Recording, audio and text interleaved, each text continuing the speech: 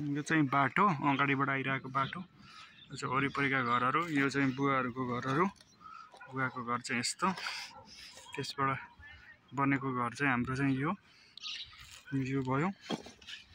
यसको पार्ट चाहिँ अब तलतिरबाट म देखाउँदैछु। तलतिरबाट देखाउँदा चाहिँ यसको स्ट्रक्चर चाहिँ यस्तो बन्यो। स्ट्रक्चर चाहिँ पछाडिबाट देख्दाखेरि चाहिँ यसरी बन्यो। घर चाहिँ घरको संरचना चाहिँ यसरी बन्यो।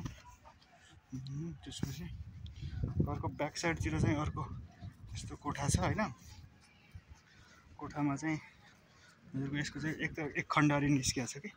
एक खण्डरी निस्किया छ भनेको मतलब चाहिँ यताबाट फेरि यसरी निस्किया छ। ब्याक एन्डतिर चाहिँ यसरी फेरि कोठा निस्किया छ। यो एङ्गलबाट हेर्दा चाहिँ घर यस्तो देखिन्छ। यसरी देखिन्छ।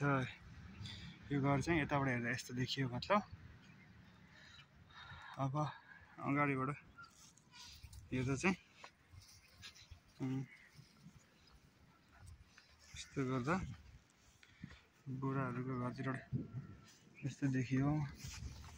सँगसँगै अब अगाडि लगेर मैले देखाउन लागेँ। वरिपरि चाहिँ यो बाटो चाहिँ यताबाट गएको छ। यताबाट चाहिँ यताको राजकुलो छ भने यो अगाडिको बाटो चाहिँ यो हो।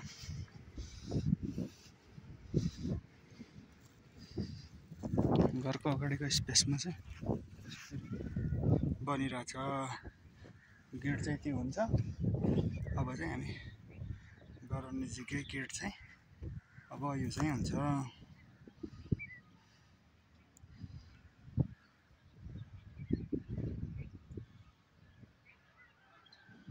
बाटो चाहिँ त्यो छ। वरिपरिको दृश्य चाहिँ यताबाट हेऱ्यो भने चाहिँ यस्तो यत्रो घरहरू बनिरहेछ।